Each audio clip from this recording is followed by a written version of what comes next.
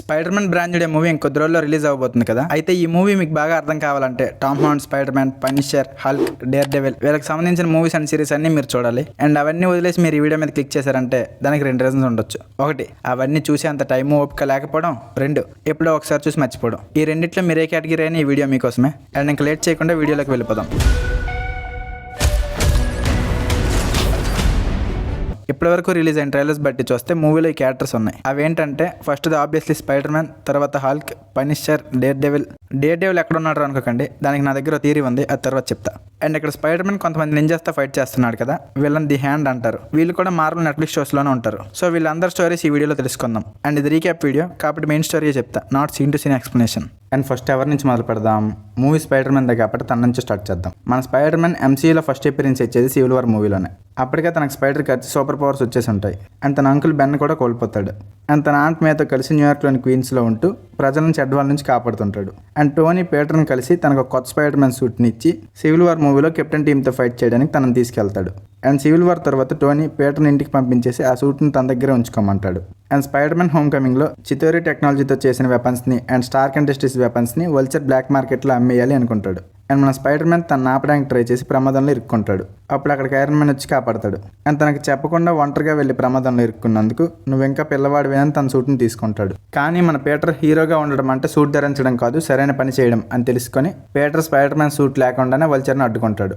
ఇది తెలిసిన Tony spider Man సూట్ని తిరిగి పీటర్కి ఇచ్చేస్తాడు. అండ్ ఈ మూవీ పోస్ట్ క్రెడిట్ సీన్లో వల్చర్ స్పైడర్ మ్యాన్ ఫేస్ చూశాడు కాబట్టి జైల్లో మ్యాక్ గార్గన్ ఏకే స్కార్పియన్ వల్చర్ని స్పైడర్ మ్యాన్ ఎవరు అనేది అడుగుతాడు. కానీ వల్చర్ చెప్పడు. హోమ్ కమింగ్ తర్వాత స్కార్పియన్ డైరెక్ట్ బ్రాండ్ న్యూలోనే కనిపించబోతున్నాడు. ఇది జరిగిన 2 years తర్వాత ఇన్ఫినిటీ వార్ మూవీలో థానోస్ని ఆపడానికి పీటర్, టోనీ అండ్ డాక్టర్ స్ట్రేంజ్తో కలిసి టైటాన్ ప్లాంట్కి వెళ్తారు. కానీ థానోస్ని ఆపడంలో ఫెయిల్ అవుతారు. అండ్ థానోస్ 6 ఇన్ఫినిటీ స్టోన్స్ని కలెక్ట్ చేసి ఒక్క స్నాప్తో సగం పాపులేషన్ని డస్ట్ చేసేస్తాడు. అలా డస్ట్ అయిపోయిన వారిలో పీటర్ కూడా ఒకడు. అండ్ 5 years తర్వాత అవెంజర్స్ టైం ట్రావెల్ చేసి ఇన్ఫినిటీ స్టోన్స్ అన్ని కలెక్ట్ చేస్తారు. అండ్ ప్రొఫెసర్ హల్క్ స్నాప్ చేసి డస్ట్ అయిపోయిన వాళ్ళందరినీ తిరిగి తీసుకొస్తాడు.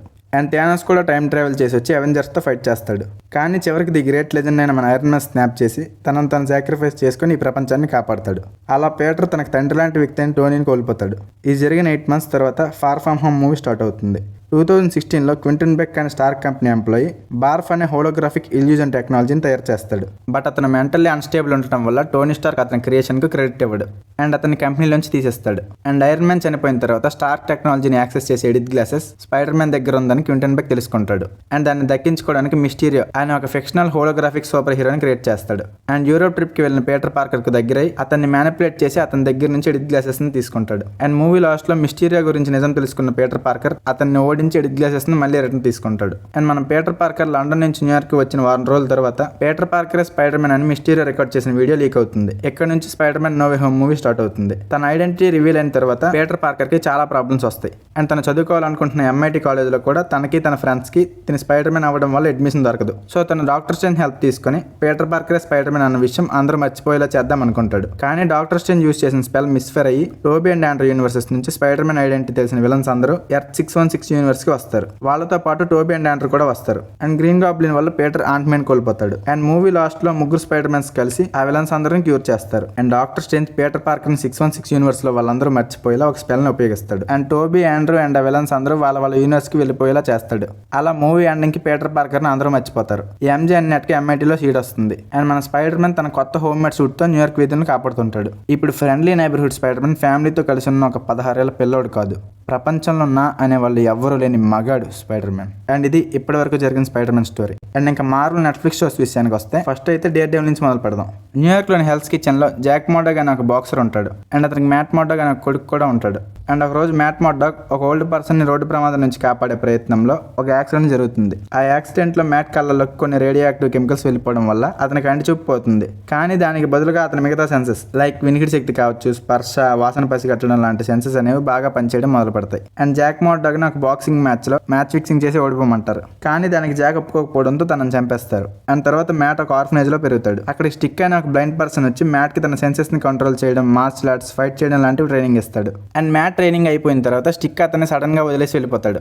అండ్ మ్యాట్ పెద్ద అయ్యాక లాయర్ అవ్వడానికి ఒక లా స్కూల్లో జాయిన్ అవుతాడు. అక్కడ అతనికి ఫాగీ నెల్సన్ అనే ఒక పర్సన్ బెస్ట్ ఫ్రెండ్ అవుతాడు. అండ్ మన హీరోయిన్ మ్యాట్ మోర్డాక్ కి మిగతా సెన్సెస్ బాగా పనిచేస్తూ ఉంటాయి కదా, సో అతనికి తన ఇంటి దగ్గర ఒక పర్సన్ రోజు తాగొచ్చి తన కూతురుని ఏడిపిస్తూ ఉండడం వినిపిస్తూ ఉంటుంది. అండ్ అది రోజు వింటూ ఉండలేక మ్యాట్ మోర్డాక్ ఒక రోజు బ్లాక్ మాస్క్ వేసుకుని వెళ్ళి అతన్ని ఫుల్ గా కొడతాడు. అండ్ అప్పటి నుంచి మ్యాట్ మోర్డాక్ పగలు లాయర్ గా పనిచేస్తూ రాత్రి డేర్ డెవిల్ గా మారి క్రైమ్ తో ఫైట్ చేస్తూ ఉంటాడు. అండ్ న్యూయార్క్ లోనే బిగ్గెస్ట్ క్రిమినల్ అండ్ ఈ సిరీస్ లో మెయిన్ విలన్ అయిన విల్సన్ ఫిస్క్ యొక్క యూనియన్ ఎలైడ్ అనే ఒక కంపెనీలో క్యారెన్ పేజ్ అనే అమ్మాయి పనిచేస్తూ ఉంటుంది. ఈ కంపెనీ వాళ్ళు మనీ లాండరింగ్ చేస్తూ బ్లాక్ మనీని వైట్ మనీగా మారుస్తూ ఉంటారు. అండ్ క్యారెన్ పేజ్ మ్యాట్ మోర్డాక్ సహాయంతో ఈ యూనియన్ ఎలైడ్ కంపెనీ యొక్క నిజాన్ని అందరికీ తెలిసేలా చేస్తారు. అండ్ అప్పటి నుండి Karen Page Matt Murdock and Foggy Nelson యొక్క లా ఫామ్ లో అసిస్టెంట్ గా పనిచేస్తూ ఉంటుంది. అండ్ మ్యాట్ మోర్డాక్ ఈ న్యూయార్క్ లో జరుగుతున్న క్రైమ్స్ అండ్ ఇల్లీగల్ యాక్టివిటీస్ వెనుకుండి నడిపించేది విల్సన్ ఫిస్క్ అని తెలుసుకుని తనని అరెస్ట్ చేపించి జైలుకి పంపిస్తాడు. ఇక్కడతో డేర్ డెవిల్ సీజన్ 1 కంప్లీట్ అవుతుంది.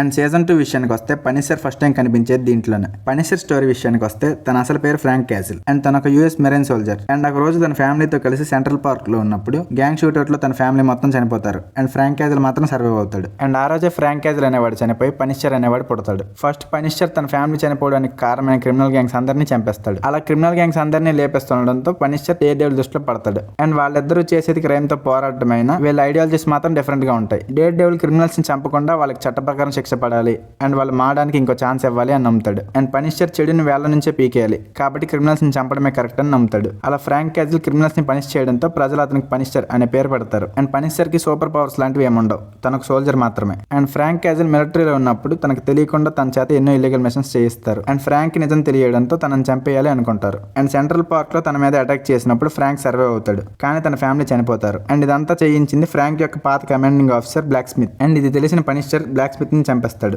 అండ్ పనిషర్ సీజన్ 1 లో తన ఫ్యామిలీ చనిపోవడానికి కారణమైన వాళ్ళందరిపై రివెంజ్ తీర్చుకున్నాడు కాబట్టి ప్రెజెంట్ ఫ్రాంక్ క్యాసిల్ తన పాస్ట్ ని మర్చిపోవడానికి ట్రై చేస్తూ ఒక నార్మల్ లైఫ్ ని లీడ్ చేస్తుంటాడు. కానీ ఫ్రాంక్ క్యాసిల్ బెస్ట్ ఫ్రెండ్ అయిన బిల్లీ రూస్ అని సిఐఏతో చేతులు కలిపి తన ఫ్యామిలీ చావుకు కారణమవుతాడు. ఇది తెలిసిన ఫ్రాంక్ మళ్ళీ పనిషర్ గా మారి దీంట్లో ఇన్వాల్వ్ అయిన ప్రతి ఒక్కరిని చంపేస్తాడు. అండ్ ఫైనల్ బ్యాటిల్ లో తన బెస్ట్ ఫ్రెండ్ అయిన బిల్లీ రూస్ అని కొనుగొట్టినట్టు కొట్టి చావుకు వదిలేస్తాడు. అండ్ ఫైనల్లీ తన ప్రతీకారం తీర్పడంతో ఫ్రాంక్ మళ్ళీ నార్మల్ లైఫ్ లీడ్ చేస్తుంటాడు. కానీ పనిషర్ సీజన్ 2 లో బిల్లీ రూస్ సర్వైవ్ అయ్యి రివెంజ్ కోసం వస్తాడు. అండ్ ఫ్రాంక్ మళ్ళీ పనిషర్ గా మారి ఈసారి బిల్లీని చంపేస్తాడు. అండ్ ఫైనల్ గా ఫ్రాంక్ ప్రతీకారం తీరిపోయినా సరే ఈ సిటీలో ఇంకా చాలా మంది పనిష్ చేయాల్సిన క్రిమినల్స్ ఉన్నారని రియలైజ్ అయ్యి పనిషర్ గానే ఉండిపోతాడు. అండ్ ఇంకా డేర్ డెవిల్ సీజన్ 2 విషయానికి వస్తే మ్యాట్ మోర్డాక్ దగ్గరకు తన ఎక్స్ గర్ల్ ఫ్రెండ్ అయిన యాక్టర్ వచ్చి the Hand and evil organization తో ఫైట్ చేయడానికి హెల్ప్ చేయమంటుంది.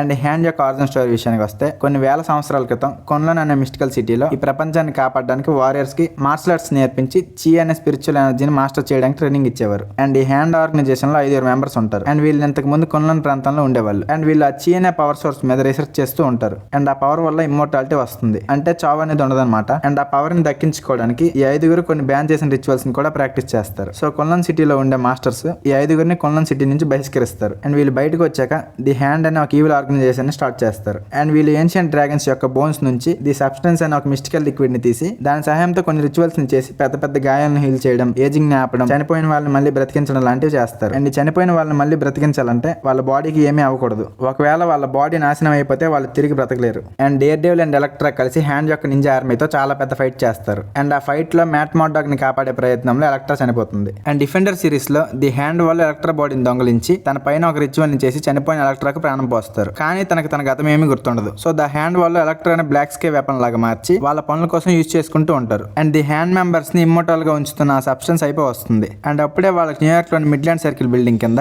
ఒక ఏన్షియంట్ డ్రాగన్ యొక్క ఫాజిలైజ్డ్ స్కెల్టన్ ఉందని తెలుస్తుంది. దాంతో ఆ బిల్డింగ్ కింద ఒక పెద్ద టన్నెల్ ని తవ్వడం మొదలు పెడతారు. అండ్ మన డిఫెండర్స్ అయిన Daredevil, Jessica Jones, Luke Cage and Iron Fist కలిసి హ్యాండ్ మెంబర్స్ ని అంతం చేసి ఆ మిడ్లాండ్ సర్కిల్ బిల్డింగ్ ని పేల్ చేసి దాని కింద ఉన్న టన్నెల్ లో కూల్చేస్తారు. అండ్ డేర్ డెవిల్ ఎలక్ట్రాతో పాటు అక్కడే ఉండిపోతాడు. అండ్ వాళ్ళ మీద బిల్డింగ్ కూలిపోతుంది. అండ్ డేర్ డెవిల్ సీజన్ 3 లో మ్యాట్ మోర్డాక్ సర్వైవ్ అయ్యి ఒక చర్చ్ లో ట్రీట్మెంట్ తీసుకుంటూ ఉంటాడు. కానీ ఎలక్ట్రాకి ఏమైందో చూపించరు. అండ్ విల్సన్ ఫిస్క్ FBI ని మ్యానిపులేట్ చేసి జైలు నుంచి బయటకు వస్తాడు. అండ్ తనని జైలుకి పంపించిన మ్యాట్ మోర్డాక్ పై రివెంజ్ తీర్చుకోవాలి అనుకుంటాడు. సో తనని చంపడానికి ట్రై చేస్తాడు. కానీ లాస్ట్ కి డేర్ డెవిల్ విల్సన్ ఫిస్క్ ని ఓడిస్తాడు. కానీ తనని చంపకుండా మళ్ళీ జైలుకి పంపిస్తాడు. ఇక్కడతో డేర్ డెవిల్ సీజన్ 3 కంప్లీట్ అవుతుంది. అండ్ తర్వాత MCU కంటిన్యూటీ విషయానికి వస్తే థానోస్ వేసిన స్నాప్ తర్వాత Wilson Fisk and dare devil ఇద్దరు సర్వైవ్ అవుతారు. అండ్ విల్సన్ ఫిస్క్ తనకున్న పవర్ ని యూజ్ చేసి జైలు నుంచి బయటకు వస్తాడు. అండ్ ట్రాక్ సూట్ మాఫియా అనే ఒక గ్యాంగ్ ని కంట్రోల్ చేస్తూ ఉంటాడు. అండ్ ఈ ట్రాక్ సూట్ మాఫియాని హాకీ అండ్ కేట్ బిషప్ కలిసి ఎదుర్కొంటారు.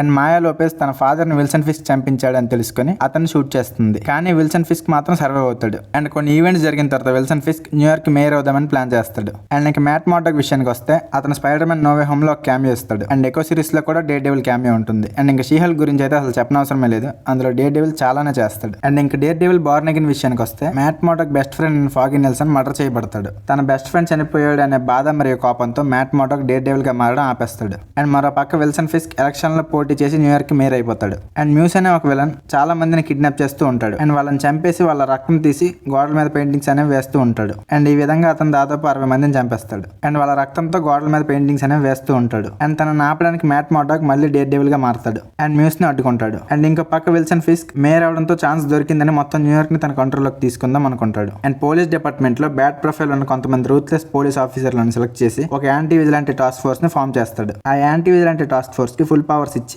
దొరికిన విజిలాంటీని దొరికినట్టు చంపేయమని ఆర్డర్ ఇస్తాడు. అండ్ ఈ టాస్క్ ఫోర్స్ మ్యాట్ మార్డాక్ ని చంపడానికి తన ఇంటికి వస్తారు. అండ్ అక్కడ మ్యాట్ మార్డాక్ తో పాటు పనిషర్ కూడా ఉంటాడు. అండ్ వీళ్ళిద్దరూ కలిసి వాళ్ళతో ఫైట్ చేస్తారు. అండ్ ఈ ఫైట్ లో డేర్ డెవిల్ వాళ్ళని జస్ట్ కొడతాడు, కానీ పనిషర్ మాత్రం వాళ్ళని చాలా దారుణంగా చంపేస్తూ ఉంటాడు. అండ్ ఈ ఫైట్ జరిగిన తర్వాత కేరన్ పేజ్ వచ్చి వీళ్ళిద్దరిని పనిషర్ యొక్క బంకర్ దగ్గరకు తీసుకెళ్తుంది. అండ్ తర్వాత dare devil and Karen page Wilson Fisk ని ఎలా అయినా ఆపాలి అని చెప్పి తను చేస్తున్న ఇల్లీగల్ పనులకు ఇన్ఫర్మేషన్ కలెక్ట్ చేయడానికి వెళ్తారు. అండ్ పనిషర్ మిగిలిన టాస్క్ ఫోర్స్ పోలీసులను చంపడానికి వెళ్లి వాళ్ళకి దొరికిపోతాడు. అండ్ వాళ్ళ పనిషర్ ని ఒక కేజ్ లో బంధించి పెడతారు. And Wilson Fisk red hook అనే ఫ్రీ పోర్ట్ ద్వారా న్యూయార్క్ లోకి ఒక షిప్ లో మిలిటరీ గ్రేడ్ వెపన్స్ ని ఇల్లీగల్ గా ట్రాన్స్పోర్ట్ చేస్తుంటాడు. అండ్ ఇది తెలిసిన డేర్ డెవిల్ దాన్ని అడ్డుకొని విల్సన్ ఫిస్క్ ని దీని గురించి క్వశ్చన్ చేయడానికి మ్యాట్ తనకి ఓటుకు రప్పిస్తాడు. అండ్ విల్సన్ ఫిస్క్ దానికి ఎవిడెన్స్ గా ఉన్న వాళ్ళందరినీ చంపించేస్తాడు. కానీ మ్యాట్ మార్డాక్ ఎలా అయినా విల్సన్ ఫిస్క్ ని ఆపాలి అని ఆ రోజు షిప్ ని ఆపింది డేర్ డెవిలే కాబట్టి అండ్ బ్రతికున్న ఏకైక ఎవిడెన్స్ కూడా తానే కాబట్టి మ్యాట్ మార్డాక్ కోర్టులో అందరి ముందు తానే డేర్ డెవిల్ అనే విషయాన్ని రివీల్ చేసేస్తాడు. అలా మ్యాట్ ఫిస్క్ చేసిన క్రైమ్స్ ని ఎక్స్పోజ్ చేసి తన పొలిటికల్ కెరీర్ ని ఎండ్ చేసేస్తాడు. అండ్ ఫిస్క్ తో న్యూయార్క్ సిటీని వదిలి వెళ్ళిపోమని ఒక డీల్ చేసుకుంటాడు.